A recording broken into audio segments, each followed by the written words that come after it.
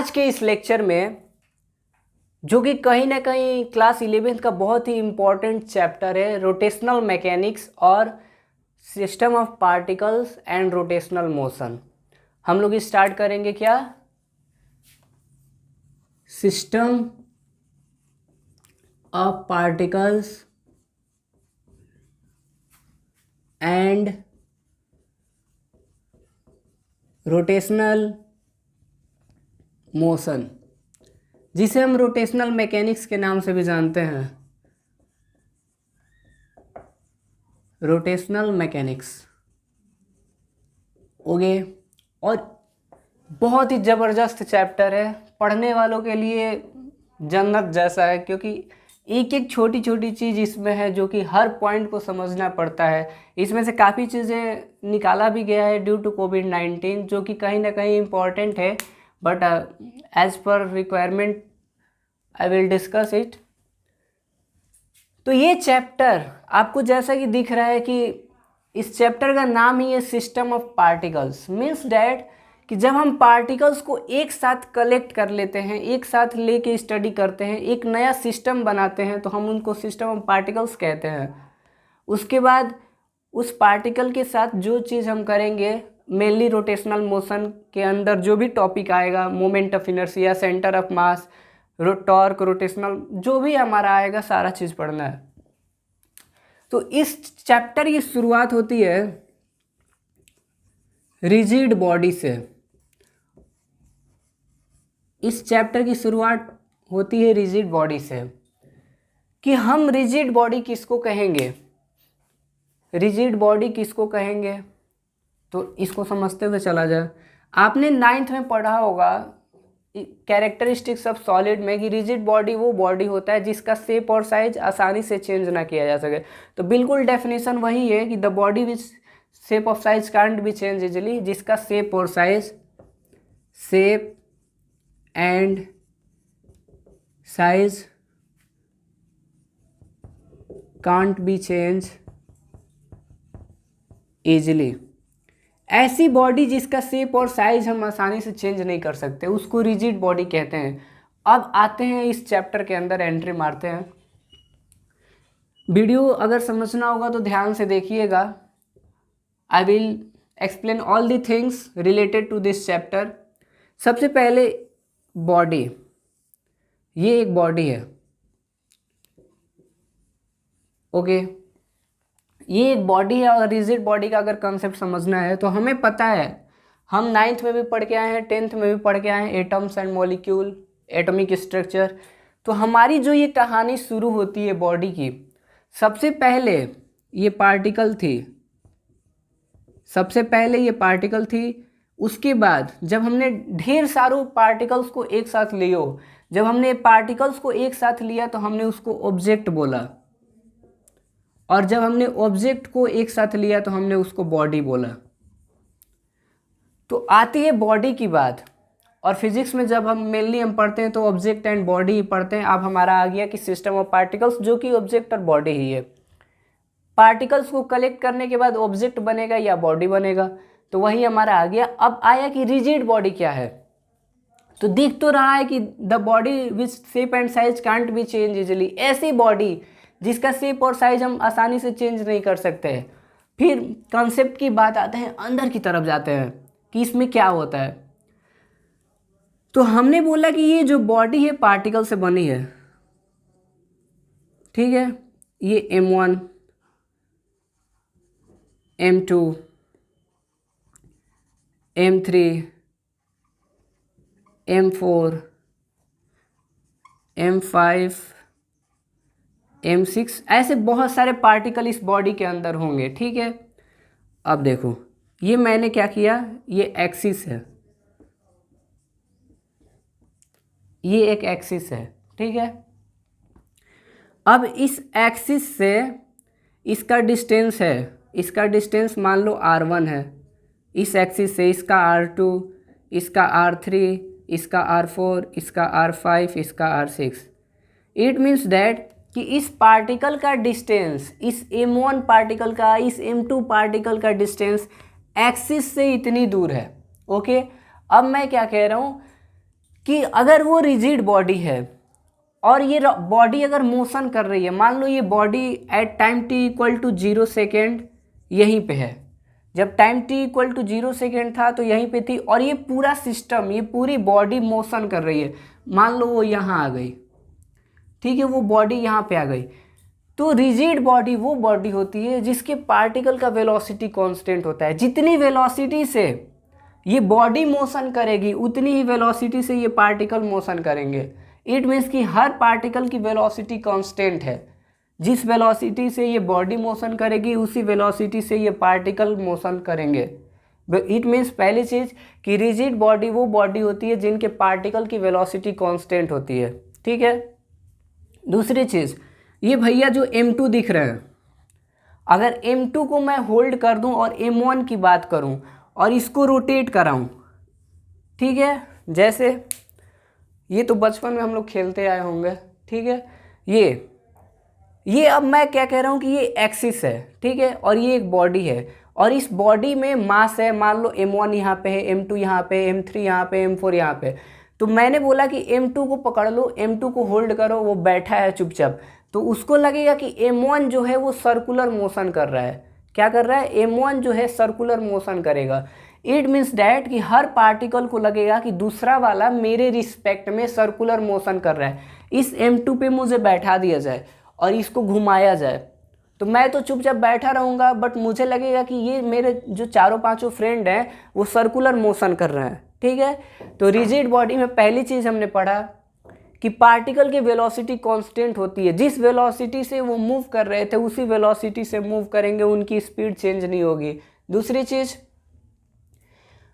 दूसरे वाले को लगेगा, किसी एक के रिस्पेक्ट में अदर पार्टिकल्स को लगेगा कि वो सारे सर्कुलर मोशन कर रहे हैं, ठीक है। जैसे यहाँ पे एक है और यहाँ वाला एक, यहाँ पे पार्टिकल है, ठीक है, यहाँ पे मान लो m1 है, यहाँ पे m2 है, तो m1 चुपचाप बैठा है तो m1 को लगेगा कि m2 जो है सर्कुलर मोशन कर रहा है, मेरे रिस्पेक्ट में सर्कुलर मोशन कर रहा है, ठीक है। तीसरी चीज़ कि इन पार्टिकल्स के बीच में ना ही वेलोसिटी ऑफ सेपरेशन होता है, ना ही वेलोसिटी ऑफ अप्रोच होता है, जो कि आप कोलिजन में पढ़ के आए हो कि velocity of separation equal to velocity of approach elastic collision में। तो इन पार्टिकल्स के बीच में ना ही वेलोसिटी ऑफ सेपरेशन होता है और ना ही वेलोसिटी ऑफ अप्रोच होता है, ठीक है।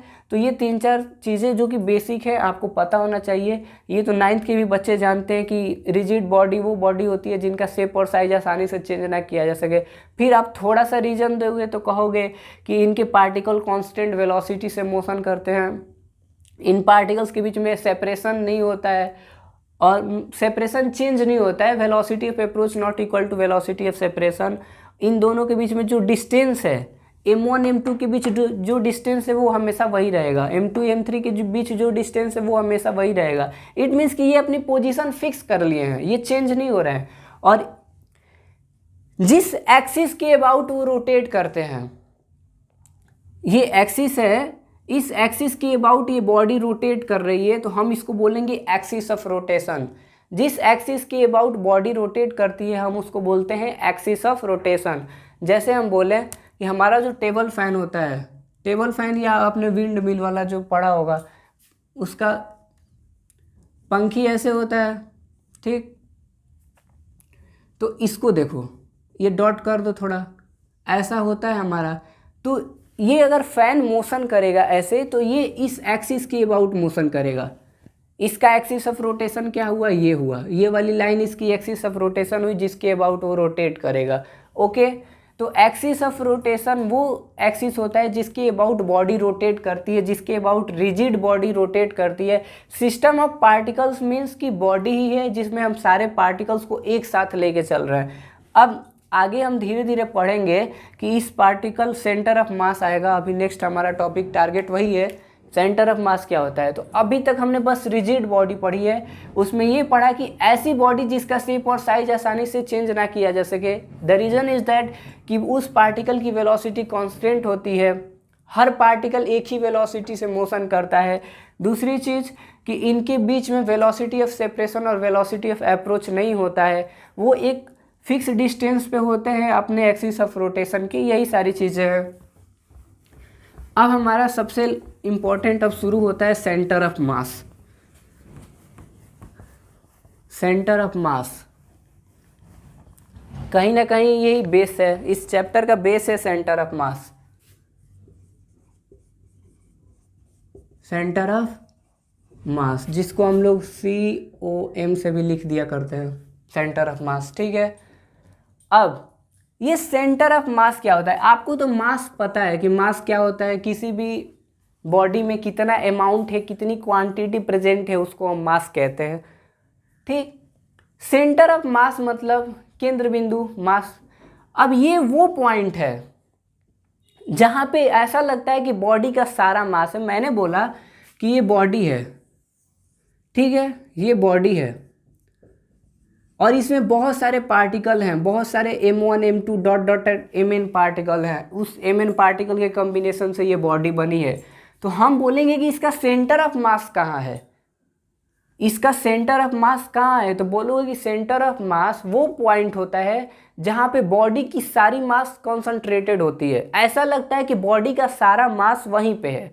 जैसे आपको ये मार्कर दिख रहा है, ठीक, सपोज करने के लिए अगर हम इसको एंड पे पकड़ते हैं तो हमें, अगर छोटा बच्चा होगा या किसी हेवी चीज़ को उठाना है तो आप ऐसे जगह पकड़ते हो जहाँ से वो बैलेंस हो जाए, पकड़ते हो ऐसी जगह से जहाँ से वो बैलेंस हो जाए, इधर उधर ना आ जाए। तो वही मतलब क्या हुआ कि वो पॉइंट उसका सेंटर ऑफ मास है जहाँ पे उस बॉडी का सारा मास कंसंट्रेटेड है। ऐसा लगता है कि इसी पॉइंट पे बॉडी का सारा मास है। तो सेंटर ऑफ मास क्या हुआ? The centre of mass is a point eight which the all masses of the body concentrated. हमें पता है कि बॉडी डिफरेंट पार्टिकल से बनी है, उस पार्टिकल का M1 M2 मास है। तो एक ऐसा पॉइंट होगा उस बॉडी के अंदर या उस बॉडी के बाहर जहाँ पे ऐसा लगेगा कि सारी बॉडी का मास यहीं पे है। This is the imaginary point where all the masses of body concentrated. ऐसा लगता है कि बॉडी का सारा मास वहीं पे है, ये सेंटर ऑफ मास होता है। तो सेंटर ऑफ मास क्या है? तो एक पॉइंट है, it is the imaginary point where all the masses of particles or all the masses of body lying। एक ऐसा पॉइंट जहाँ पे बॉडी का सारा मास होता है। इट मीन्स कि ये एक पॉइंट है। ओके, अब देखो ध्यान से, ये एक पॉइंट है, ये सेंटर ऑफ मास कोई डेफिनेशन नहीं, ये एक पॉइंट है, मैथमेटिकल टर्म जैसा है। अब आपकी पॉइंट आएगी तो हो सकता है वो पॉइंट स्ट्रेट लाइन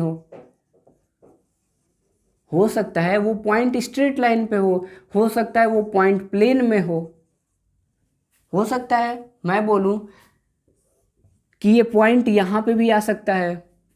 अगर इसको एक्स एक्सिस बोलो तो हो सकता है उस सेंटर ऑफ मास, उस ऑब्जेक्ट का, उस बॉडी का centre of mass x axis पे आ जाए। क्यों? क्योंकि वो तो पॉइंट है सर। हो सकता है वो वाई पे आ जाए, ये वाई एक्सिस आ जाए, है कि नहीं? सेंटर ऑफ मास क्या है? तो सर सेंटर ऑफ मास एक ऐसा पॉइंट है जहाँ पे बॉडी की सारी मास कॉन्सेंट्रेटेड होती है। ऐसा लगता है कि बॉडी का सारा मास यहीं पे है। आपने देखा होगा कि जब हम लोग बकेट वगैरह उठाते हैं तो हम लोग थोड़ा झुक जाते हैं। क्यों? क्योंकि हमें प्रॉपर बैलेंसिंग करनी होती है। जब हम बकेट उठाते हैं तो हमारा वेट बढ़ जाता है, अब उसको बैलेंस करने के लिए हम झुक जाते हैं। वही सेंटर ऑफ मास का कंसेप्ट है। तो हो सकता है वो पॉइंट यहाँ पे हो सर, ये भी तो हो सकता है। क्यों? क्योंकि सर वो तो एक पॉइंट है, वो एक्स एक्सिस पे भी हो सकता है, वाई एक्सिस पे भी हो सकता है वो यहाँ पे हो। क्यों? क्योंकि सर वो तो एक पॉइंट है, वो प्लेन में भी हो सकता है, वो 3D में भी हो सकता है। अगर जेड जोड़ दो तो इधर भी कहीं हवा में हो सकता है। इट मीन्स कि सेंटर ऑफ मास एक पॉइंट है और वो पॉइंट कैलकुलेट करना हमको आना चाहिए कि हम उस पॉइंट को अब कैलकुलेट कैसे करेंगे। तो बहुत ही ईजी है, देखो, ठीक है। अब इसको समझते हैं। तो कोई बोले सेंटर ऑफ मास क्या है? तो सेंटर ऑफ मास बॉडी एक ऐसा पॉइंट है जहाँ पे बॉडी का सारा मास कॉन्सेंट्रेटेड होता है। ऐसा लगता है कि सब वहीं पे है। अब मैं बोलूँ कि हमने एक बॉडी ली, ठीक है, हमने एक बॉडी ली एलोंग एक्स एक्सिस ही बात करो बस अभी, एलोंग एक्स एक्सिस हमने एक बॉडी ली, ठीक है, कोई भी बॉडी बना लो। अब मान लो इस एक्सिस के about M1 M2 M3 dot dot dot हैं, तो ये R1 डिस्टेंस पे है, ये R2 पे, ये R3 पे, ऐसा है, ठीक है। इसको मैंने बोला कि ये एक्स एक्सिस है। मैंने बोला कि इस बॉडी का centre of mass x axis पे लाई करता है, ऐसी बॉडी डिज़ाइन कर दी मैंने, ठीक है, जनरल एग्जाम्पल के लिए है, ठीक। तो अब इसको निकालना होगा कि वो सेंटर ऑफ मास क्या होगा, तो बोलोगे X C M, centre of mass along X axis क्या, तो कहोगे sir m1 x1 plus m2 x2 plus m3 x3 dot dot dot mn xn divided by m1 plus m2 plus m3 plus dot dot dot plus mn। बात समझो मैं क्या कह रहा हूँ। सेंटर ऑफ मास वो पॉइंट होता है जहाँ बॉडी की सारी मास लाई करती है, जहाँ कंसंट्रेटेड होती है। तो मैंने बोला कि अगर centre of mass along X axis है, वो एक्स एक्सिस पे वो पॉइंट है, सेंटर ऑफ मास जो है एक्स एक्सिस पे, तो वो कैसे निकलेगा, तो बोलोगे सर इसको जनरल फॉर्म में कैसे लिख सकते हो। अगर ये जनरल फार्मूला भी बताता हूँ, तो मैंने बोला कि उस सेंटर ऑफ मास जो है एक्स एक्सिस पे लाई कर रहा है, तो कैसे निकलेगा, तो उसका फार्मूला होता है m1 x1, मतलब कि पहला पार्टिकल इंटू पहले पार्टिकल का डिस्टेंस प्लस दूसरा पार्टिकल इंटू दूसरे पार्टिकल का डिस्टेंस प्लस तीसरा पार्टिकल इंटू थर्ड पार्टिकल का distance from axis of rotation. Axis of rotation से ये r1 दूर है, ये r2, ये r3, ये r4 dot dot dot rn, ठीक है। तो उस पॉइंट पे कैलकुलेट करना है। तो क्या किया मैंने m1 x1 r1 अगर लिए हो तो x1 कर लेते हैं, x1 है, ये हमारा x2 है और ये हमारा x3 डिस्टेंस है। पहला पार्टिकल जो है एक्सिस ऑफ रोटेशन से x1 दूर है, दूसरा x2 दूर है, तीसरा x3, चौथा x4, पांचवा डॉट डॉट डॉट xn, ठीक है, ऐसे चलता जा रहा है। तो उसका सेंटर ऑफ मास कैसे निकलेगा, तो कहोगे sir m1 x1 plus m2 x2 plus m3 x3 plus mn, जैसे अब ऐसे ही y सेंटर ऑफ मास हो सकता है, वो तो y एक्सिस पे भी लाई कर सकता है। तो उसका क्या करोगे, तो कहोगे sir m1 y1 plus m2 y2 plus m3 y3 plus m4 y4 dot dot dot plus mn yn। मतलब कि अब y एक्सिस वाला डिस्टेंस लोगे, मास तो वही m1 m2 जो दिया रहेगा, वैसे ही m1 plus m2 plus m3 plus m4 dot dot dot plus mn। Centre of मास निकालने का ये फॉर्मूला है, ओके, सेंटर ऑफ मास निकालने का ये फॉर्मूला है, m1 x1 plus m2 x2 plus m3 x3 जो भी दिया हो। अब देखो, अब मैं कैसे कहता कि क्या है, तो मैं बोलता कि एक पार्टिकल है m1, एक पार्टिकल है m1 जो कि x1 कोऑर्डिनेट पे है, एक पार्टिकल है m2 जो कि x2 कोऑर्डिनेट पे है, ठीक है। एक पार्टिकल है m1 जो कि एक्सिस ऑफ रोटेशन से x1 पॉइंट पे है, एक पार्टिकल है m2 जो एक्सिस ऑफ रोटेशन से x2 पॉइंट पे है। तो इसका सेंटर ऑफ मास क्या होगा, तो बोलोगे sir x centre of mass equal to m1 x1 plus m2 x2 divided by m1 plus m2।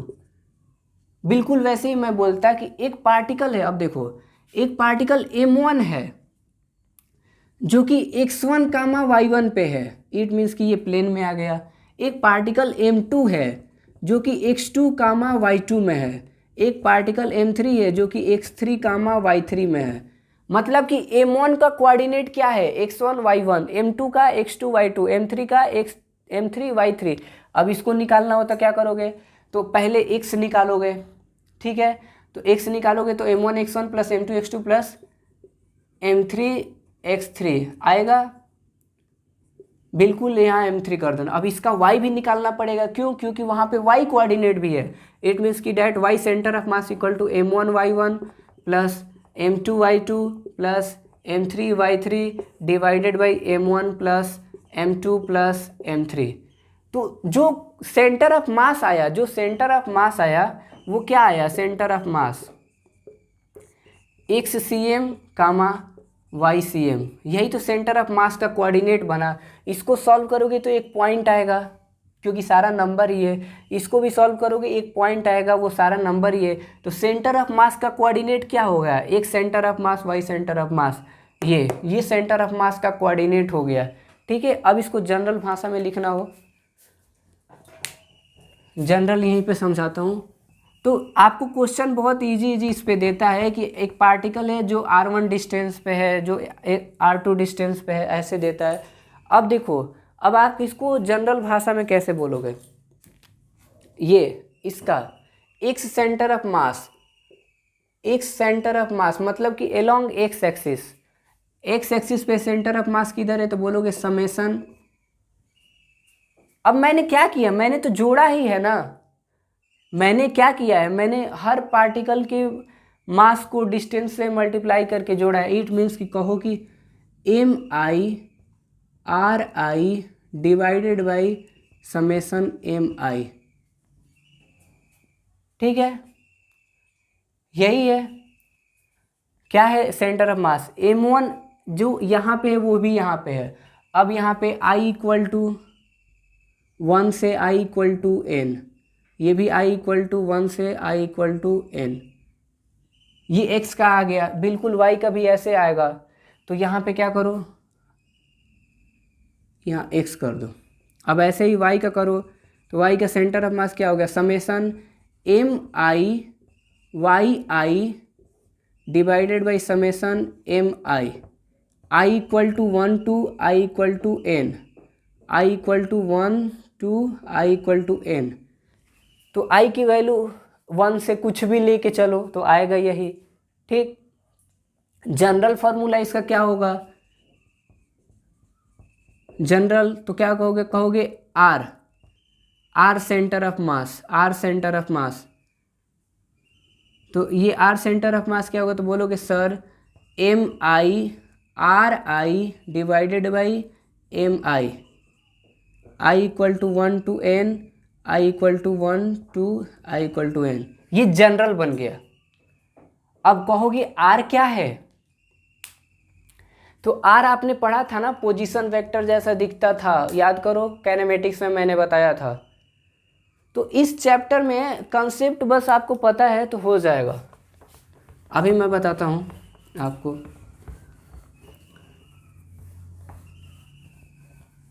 R जो है पोजीशन वेक्टर जैसा है, ठीक है, आपको कुछ नहीं करना है, आपको मास और डिस्टेंस का मल्टीप्लाई करके टोटल मास से डिवाइड कर देना है, वो पॉइंट मिल जाएगा, सेंटर ऑफ मास का वो पॉइंट आपको पता चल जाएगा। ये फार्मूला बहुत इंपॉर्टेंट है, आपको ये फार्मूला लिखने आना चाहिए, अगर नहीं आता है तो ध्यान से देखो। अब क्या है, मैं बोलूँ कि अगर मैं बोलूँ कि R इक्वल टू होता है x1 xi cap plus yi cap plus z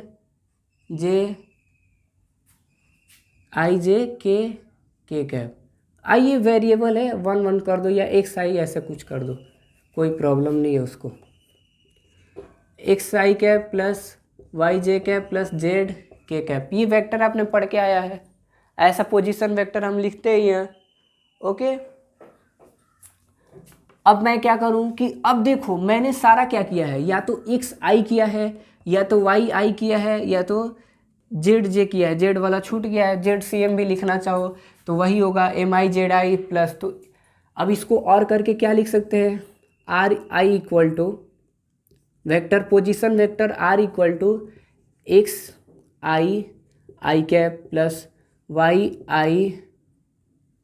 yi j cap plus z i k cap, हो गया, ये पोजीशन वेक्टर हो गया। ठीक, अब इसका सेंटर ऑफ मास अगर निकालना हो, सेंटर ऑफ मास भी एक पॉइंट होता है सर, तो हमने बोला कि वो सेंटर ऑफ मास को मैंने R से दिखाया, तो बोलोगे x i plus y j plus z k, capital X capital Y capital Z, capital X capital Y capital Z, ये आया। ठीक है, रिजल्टेंट आपको निकालने आता है मैग्नीट्यूड वाला। आपको यहाँ से अगर xi निकालना होगा, x सेंटर ऑफ मास निकालना होगा। अगर हमें तीनों पता है, देखो चीज़ों को ध्यान से समझो, अगर इसमें से दो पता है, जनरल लैंग्वेज में बोलूँ तो मैं बोलूँ कि R centre of mass, R centre of mass क्या होगा, position vector of centre of mass क्या होगा अगर हमें दो पता है, तो बोलोगे sir X centre of mass I cap plus Y centre of mass J cap. यही बोलोगे। पोजीशन वेक्टर मतलब क्या होता है कि ओरिजिन के रिस्पेक्ट में उस पॉइंट को रिप्रेजेंट करना। हमने क्या पढ़ा कि सेंटर ऑफ मास तो सर पॉइंट ही है, सेंटर ऑफ मास जो होता है वो पॉइंट ही है। तो अगर पोजीशन वेक्टर के फॉर्म में लिखना होगा तो क्या कहेंगे, पहले कैलकुलेट कर लिए। अगर इसमें जेड भी है तो क्या करोगे, जेड सेंटर ऑफ मास के कैप, तो ये पोजीशन वेक्टर बन गया। वही मैंने क्या किया कि एक्स सी एम के जगह एक्स रखा है, वाई सी एम के जगह वाई, तो इसी को समझो, ये भी तो इम्पोर्टेंट है ना। अभी इससे इम्पोर्टेंट शुरू होने वाला है अब, ठीक है।